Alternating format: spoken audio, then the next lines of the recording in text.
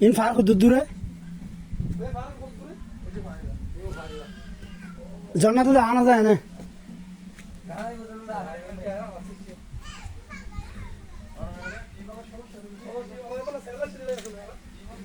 পাহাড়িদের জীবন কঠিন সংগ্রামের। অবশ্যই আপনারা এই ভিডিওটা শেষ পর্যন্ত দেখলে বুঝতে পারবেন কী জন্য কঠিন এবং সংগ্রামের। পাহাড়িরা খাবারের জন্য নিরাপদ পানি সংগ্রহ করে একটি বিশেষ উপায় এবং পদ্ধতিতে, এবং সেটা দেখে অবাক লাগলো।